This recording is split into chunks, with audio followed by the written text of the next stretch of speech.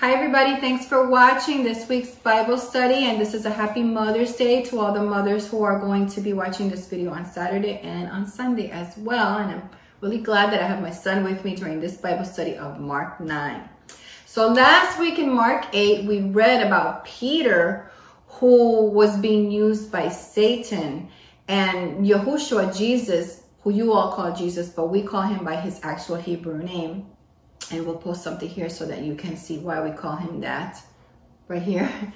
And so he was being rebuked by Yahushua because Satan was being an influence in Peter's life by not realizing that Yahushua had to go forth with the resurrection and all of the things that were going to happen. And these were things that the disciples didn't understand. And they didn't really understand it until the actual resurrection, even though they spent 3 years with Yahushua and he's trying to teach them and show them. And you're going to see more of that today in number 9. It's a transfiguration of Yahushua. And then I also want to let you know that I have an eye infection. So if you notice that my eye is a little bit closed, it's because I've had an eye infection for the past week. So that means she's going to squint a lot on her right eye. Well, I'm going to wear my glasses, so you're not going to notice it. But right now, you might notice it. So I will do a separate video telling you how a home remedy that I use is clearing up my eye infection. So with that said, let's get into today's word.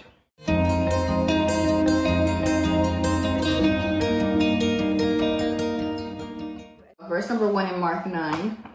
All right. So you want to start the first one? No. Okay, I'll do number 1. Verse number 1. And he said unto them, Verily I say unto you, that there be some of them that stand here, which shall not taste of death, till they have seen the kingdom of God come with power. Now this is Yahushua talking. Remember, we talked about the importance of the red letters. If you have a red letter Bible, you're going to see the importance of the red letters in the Bible. And those are always the words of Yahushua, his actual words that are being written down here by the disciples. So whenever we have those are the ones that are going to take precedent over everything else. I don't care what Paul said. I don't care what Peter said. I don't care what John said. If it contradicts the red letters, then I'm not going to listen to that. I'm going to listen to the red letters because that's the actual words of Yahushua and that's his teaching for us. Verse number 2, and after 6 days, Yahushua taketh with him Peter and James and John, and leadeth them up into an high mountain, apart by themselves. And he was transfigured before them. So there's no explanation to why Yahushua took Peter, John, and James, these 3 of the 12 disciples. But there is reason to believe that they were part of like this inner circle because they were the most, I don't want to say troublemakers, but they were the most vocal of the group, and that's why he took them. They were probably also the most ready to understand him as well and what was about to happen, where the others were not there spiritually yet. So when he took them to the mountain, it is said that the mountains at that time in the Bible are associated with closeness to God and a readiness to receive God's words. And in Exodus 24, God appeared to Moses, and in 1 Kings 19, God appeared to Elijah on the mountain. And that's where they received a spiritual awakening because they were contacted by God. They spoke to God. God spoke to them there. Number 3. And his raiments became shining, exceeding white as snow, so as no fuller on earth can white them. So this transfiguration is going to reveal Christ's divine nature, which is he is also God. He is not just a man. He is also God come in the flesh. So when we think of this transfiguration, we have to understand that this comes from the inside out. When we dress up for Halloween or for any kind of masquerade, we can change ourselves, we can put makeup on, and we can look a certain way in a disguise, but that comes from the outside, and the inside is not changed. This actually is something that arose inside of him, came out to the point that it was so noticeable, this transfiguration. They noticed this glow, this light, this amazing godly presence right in front of them, where he changed, he transfigured. In Mark 8, he also told the disciples about the cross and what was going to happen with the cross. And this was to now, so that can better understand that he was in control. It wasn't that these religious leaders were in control of what was going to happen to Yahushua. He's showing them that he's in control. He knows what's going to happen. He has to do this, and the plan is working the way it's supposed to, because he's God, and it has to be this way in order to save mankind and bring salvation to the world. But the disciples really never understood this. Despite all of the time they were with him, they didn't understand this until the resurrection. Later on, you will see. So this is supposed to give them confidence for the resurrection. And that's why they're going to refer to this moment once the resurrection happens. So number 4. You want to read 4? And Elijah appeared to them. No, number 4. That's number 4. Oh, you have a different, this is not the King James. This is the NIV, I think. Let me see. Okay, you have, you have the New King James. Okay, that's fine. Christian's going to read from the New King James. That's a different Bible. Go ahead, read number 4. And Elijah appeared to them with Moses, and they were talking with Jesus. Right. So Moses here represented the law, and Elijah the prophets. And both their appearances represented the Old and the New Testament.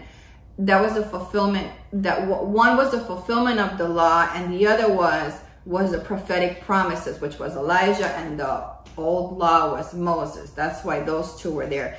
And they also are connected to the witnesses later on in Revelations 11, 3 through 13. You will find them also mentioned there. But remember that Yahushua surpasses them in divine authority and power as the Messiah. And we're going to read here how Peter didn't understand that. So let me read number 5. And Peter answered and said to Yahushua, Master, it is good for us to be here, and let us make 3 tabernacles, one for thee, and one for Moses, and one for Elijah. So Peter was still not understanding that this is God in the flesh. God in the flesh is above Moses and Elijah. He's putting Yahushua in the same level, because he's saying one tabernacle for Jesus, one tabernacle for Elijah. He's putting them on the same level. You can't put Yahushua on the same level. He's above even Elijah and Moses. Verse number 6, you want to read that one? Before he didn't know what to say, for they were greeted afraid. When Peter said this, he just spoke out of what he saw at the moment. So sometimes we say foolish things because we don't understand certain things, or we're thinking out of fear, and that's coming out in what we say. And that appears to be what was happening here when Peter just blurted that out. Number 7. And a cloud came overshadowed them, and a voice came out of the cloud saying, This is my beloved son, hear him. Okay, so this cloud is called the Shekinah, and you can also find out in many places in the Bible about this cloud, the Shekinah, but the place that you will originally hear about it is in Exodus 13, 21 through 22, where this cloud stood over the Israelites in the wilderness. So this voice now is the voice of God, who is pretty much answering to Peter and telling him that Yahushua is above every other man. So he's setting the record straight about who Yahushua is. And notice how this event, this major event where God is actually talking to these 3 disciples, it doesn't change them at all spiritually until the resurrection. Because if you remember what happens in the Garden of Gethsemane, how they disappeared and they were fearful and all of this stuff happened. So they didn't have faith, even though they were seeing the miracles, they were speaking to God. In this moment, they saw Yahushua transfigured. They still didn't get it. How many times do we have to go through miracles? God pulls us out of situations. We still don't recognize that he's the one that's done that for us. And then later, when we're praying to him about things, we forget that he's already done things for us. So why isn't he going to do things for us again? And that's just something that we do as as people, right? It's just part of humanity. And it isn't really until we become truly born again, that we stop forgetting God's place in our lives. It's that change from just being a Christian who follows to being a born again Christian. That's where that really changes for us, because it's spiritually inside of us. Verse number 8. Suddenly, when they had looked around, they saw no one anymore, but only Jesus with them themselves. Number 9.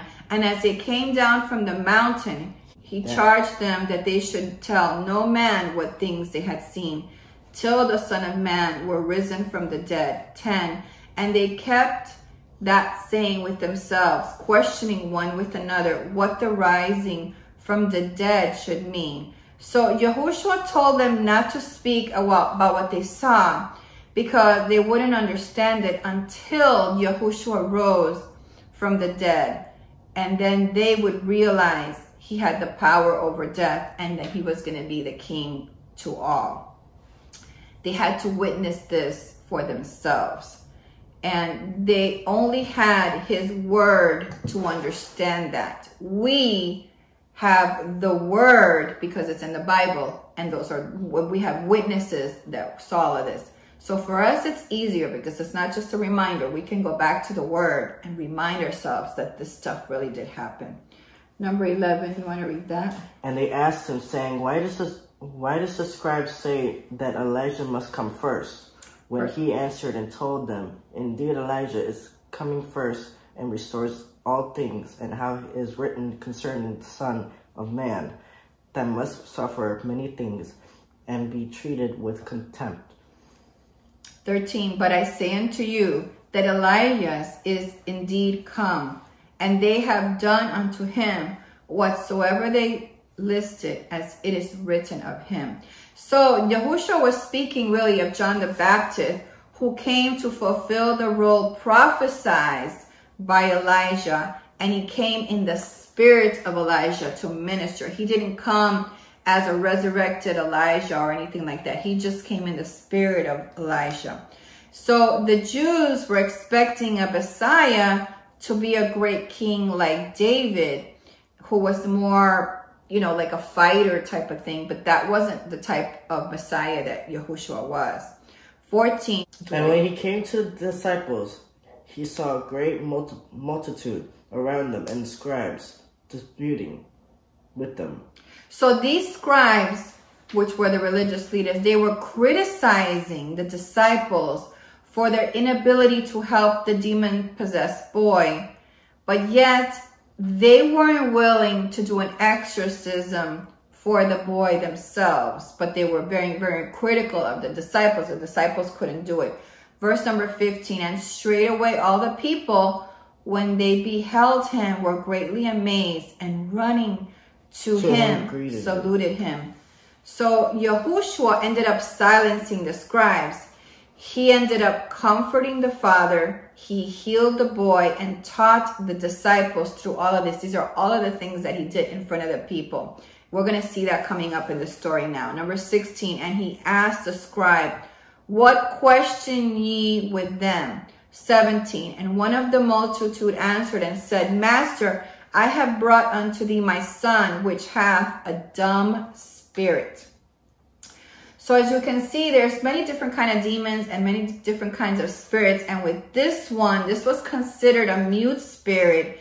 And they said that it was impossible to cast out because they believed that you had to learn the name of this demon in this person in order to cast him out. And if the demon made this person mute, you would not be able to find out the name of the demon, so you wouldn't be able to cast it out. Verse number 18, you want to read that? And whenever it seized him, it throws him down and foams. He foams at the mouth and gashes with his teeth and becomes rigid. So I spoke to your disciples, and that should cast it out, but they could not. So once reassured of God's presence, they were met by evil, is what I wrote. So look at the timing of this. They just witnessed the most amazing event with Yahushua when they came down from when they were up on that mountain. They actually got to see God's presence in Yahushua. And they come down this mountain, and the first thing that they have to deal with is evil. Evil in order to try to change their minds about what they had just witnessed. And that's going to happen to us in our lives. Once you get closer to God, once you are receiving Yahushua in your life, people are going to come into your life. Things are going to happen to you, situations at work, things that just happen in your life. They're going to try to keep you away from that relationship with God. It's something that just happens. And this, you're seeing it happen to the disciples right here. As our spiritual vision improves, we are going to be able to distinguish evil better as we have this relationship with God. He brings us to this place where he starts to teach us and show us how to distinguish evil more and more and more. And that's why you need to be born again, because you need Yahushua to guide you through this world of so much evil so that he can show you and guide you through your path. And it's not going to come from our own efforts. You have to humble yourself, and you have to understand that he's the one that's going to guide you.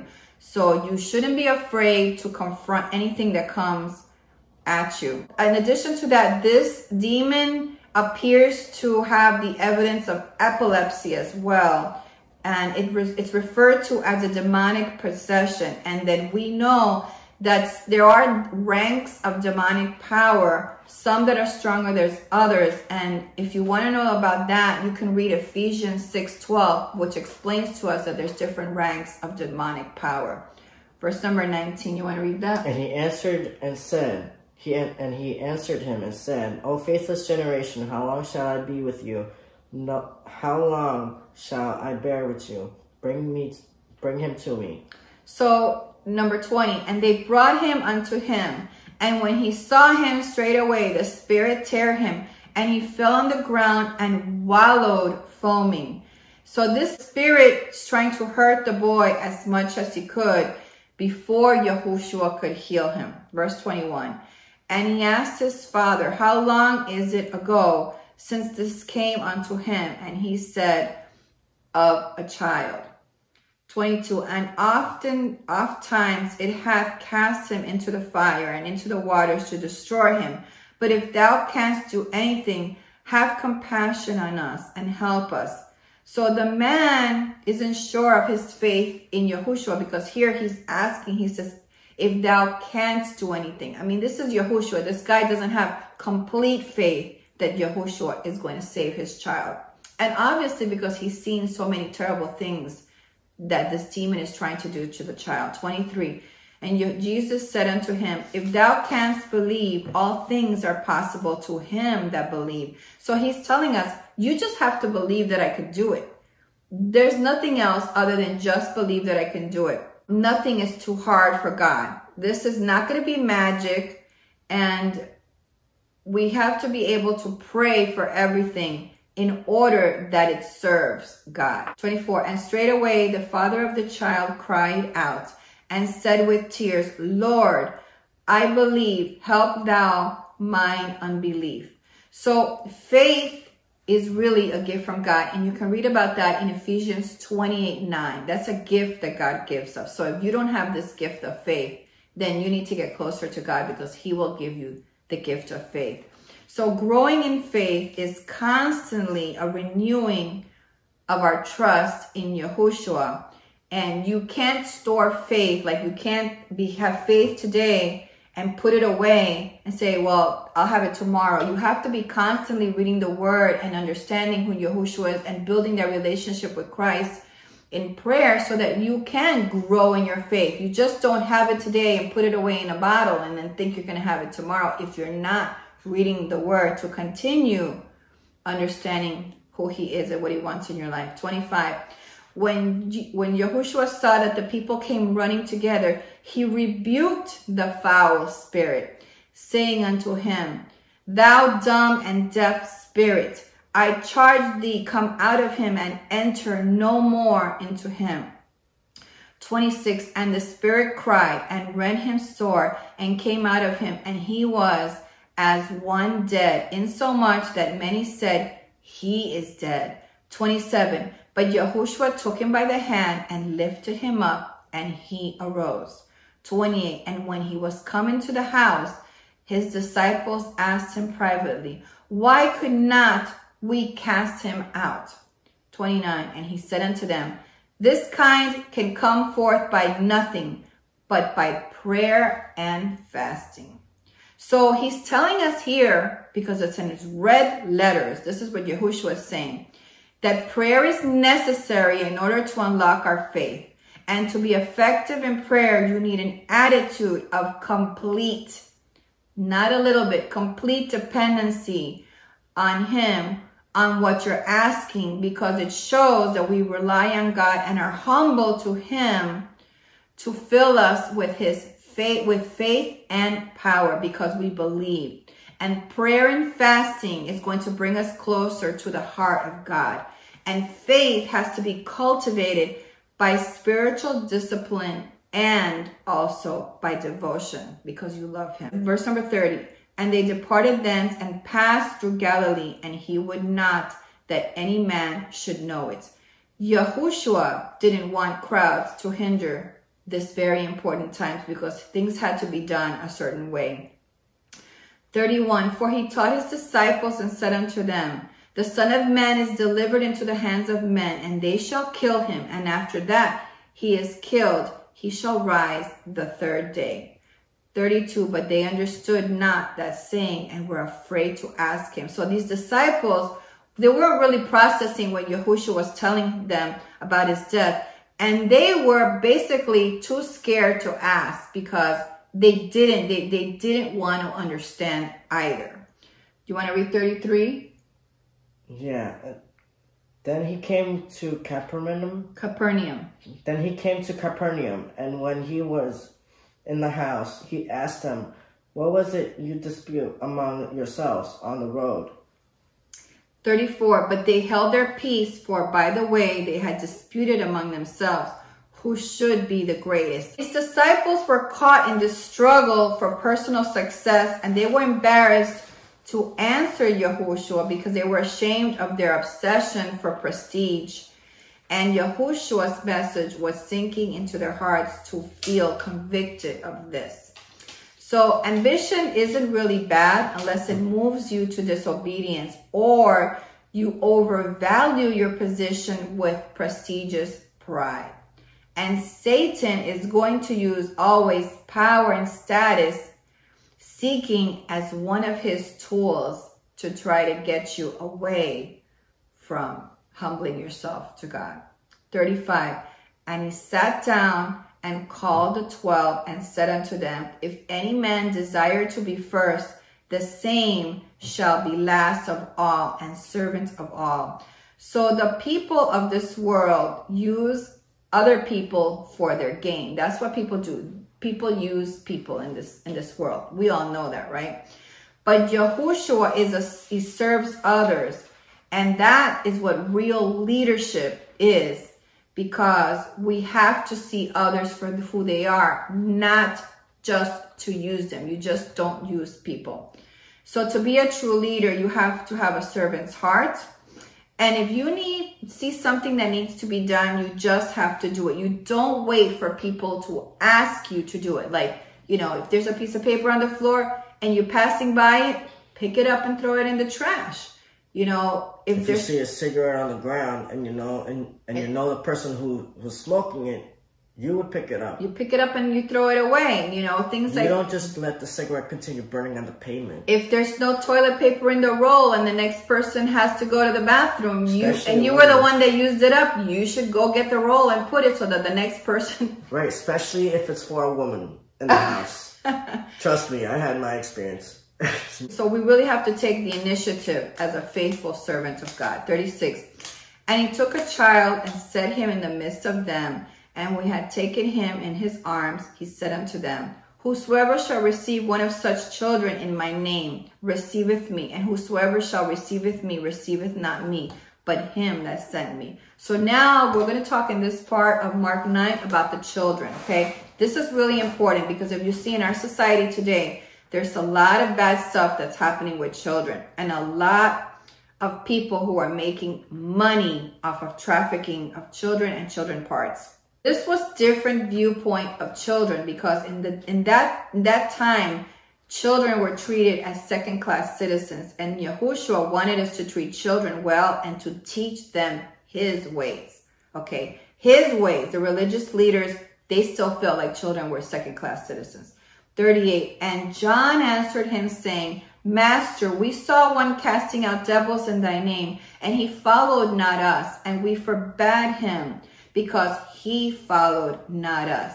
39, but Yahushua said, Forbid him not, for there is no man which shall do a miracle in my name that can lightly speak evil of me. 40, for he that is not against us is in our part. So you cannot be neutral with Yahushua. This is what he's trying to explain here. You are either with him or you are against him. The minute that you choose not to follow Jesus, and you say, I want to follow the New Age, I want to follow the Buddha, I want to follow this, you are against Jesus. You're against Yahushua. It's automatic. There's only two choices. You either follow him or you don't follow him, and you go follow whatever other Egyptian gods or Buddha gods that you want to. That's what he's trying to tell us. You're either there or you're not. So, 41, for whosoever shall give you a cup of water to drink in my name, because ye belong to Christ, verily I say unto you, he shall not lose his reward. 42, and whosoever shall offend one of these little ones that believe in me, it is better for him that a millstone were hung about his neck, and he were cast into the sea. So by giving to others or to children, you are giving an offering to God. And the contrast of all of this, if you hurt them, it is considered a sin. We have to check to see what our measurement of greatness is. Is it by the world standards or God's standards? Our actions should always be love motivated, and we always have to be able to confront sin, especially when we see things that are wrong. So, and some of the things that are wrong today have to do with teaching. So I want to just read you a couple of the notes that I wrote. Teachers of today, they're teaching propaganda and discriminating against traditional religion.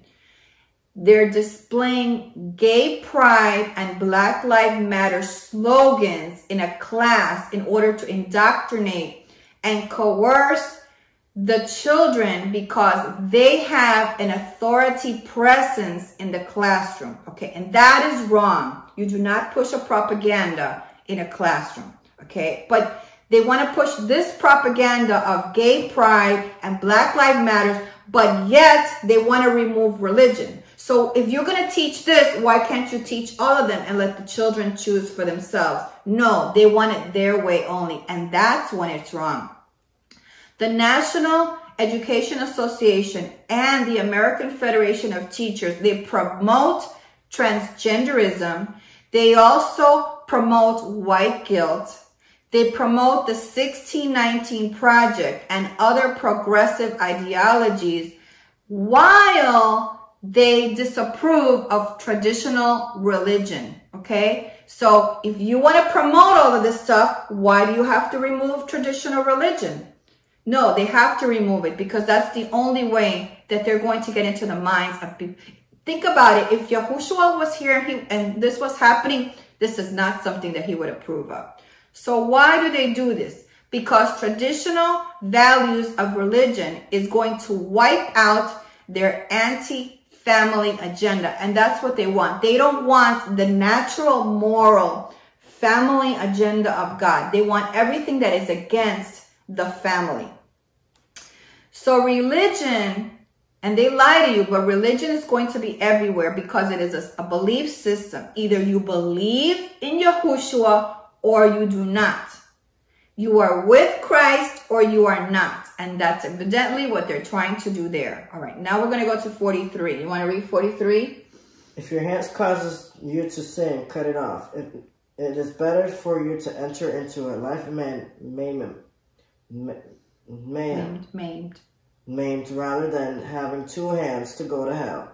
Into the fire shall never be quenched.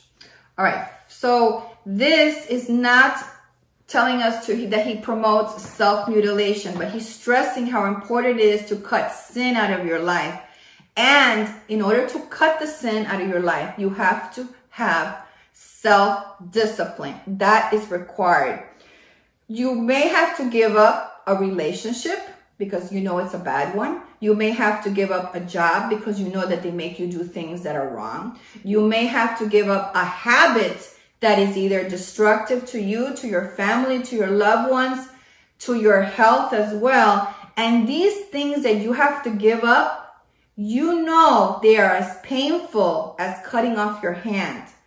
But nothing should stand in your way. Your faith should be there so that you can combat this feeling of pain as you cut off these things from your life. Your faith is going to be so important at this time. 44, where their worm dieth not and the fire is not quenched. What they're talking about in this verse, that each of us has worms, which is really like a certain remorse for the bad things that we have done and the grace that we rejected at the time. So when we're doing bad things, we know we're doing bad things and we should actually stop and do the right thing. So that's what they're talking about here with the worm. 45, and thy foot offendeth thee, cut it off. It is better for thee to enter halt into life than having 2 feet to be cast into hell, into the fire that never shall be quenched.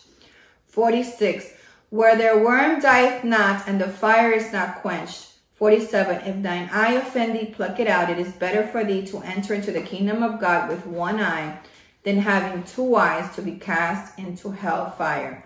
48, where their worm dieth not and the fire is not quenched. 49, for everyone shall be salted with fire and every sacrifice shall be salted with salt.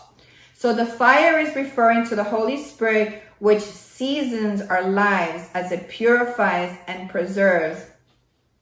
And it also adds flavor as we are living to be a sacrifice for God. Also, in the Old Testament, every sacrifice was required to have salt, which represented the suffering and the tribulation. 50, salt is good, but if the salt have lost his saltiness, wherewith ye shall season it? Have salt in yourselves and have peace one with another. So the reason that Yahushua is talking about salt here, he's trying to illustrate that we, the Christians, the born-again believers, are the salt of the earth, because the salt is, we have to remember that we are faithful to God, right? So a lot of times we have to remember, oh, we got to get the salt because that's going to help. So we should make a difference in the flavor of the world. We should be trying to change the world. When the world is trying to be evil, we have to try to do the right thing and show people what it's like to have a good life and be decent and have moral values. And people are going to see that in us, and they're going to want to turn away from their evil ways to try to have peace and calm and less anxiety and stress in their life, because they see that we have it in Yahushua. And we should also counteract the moral decay in society as salt preserves food. So as salt is also used as a preservative to keep food fresh, we also have to be the same way and counteract, go against all of these things that are going to decay morality in our lives and the lives of other people, like when they're trying to push transgenderism on 5-year-olds in kindergarten. I mean, can you imagine? These are caught up, made up 5 years old. You are not going to walk in as a woman as a 5-year-old. You have to be made up like a clown when you walk in as a 5-year-old in a classroom. And you also are going to be caught up, or you're going to have hormones. Try to think of a 5-year-old walking into kindergarten with all of that. Okay, so this is why we have to stop the moral decay of our world. This is going to be the end of today's video. We had 50 verses today. Next week, we're going to be in Mark 10. And remember, that God loves you and he provided a way for salvation. And the only way for you to receive salvation is the way that God planned it. And he planned it from all the way from the Garden of Eden. He planned it all the way from the Garden of Eden. He planned it through the ages, through the whole Bible to get to the point of Yahushua for today. For salvation. And that was the plan. So you can receive salvation today through repentance.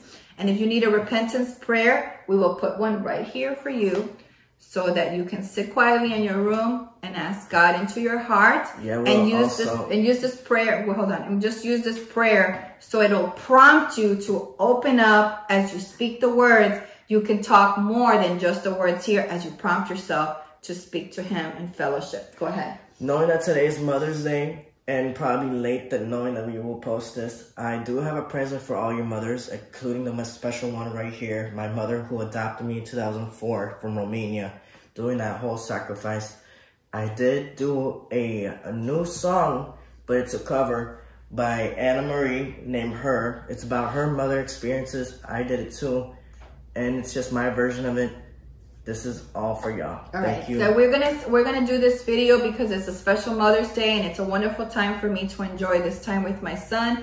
And in addition to that, this month I'm also gonna open up about foster care and adoption because I have done both. And this is National Foster Care. Yeah, Christian was with me when I fostered children. So this is National, May is National Foster Care Month. And I'll be opening up a little bit about my experiences with international adoption and with foster care. So stay tuned for those videos coming up sometime during the month. Thank you for watching, and I hope you all have a wonderful Mother's Day from our house to yours. Have a great week. Bye-bye. Hey, don't forget to give this video a thumbs up. Thanks for watching.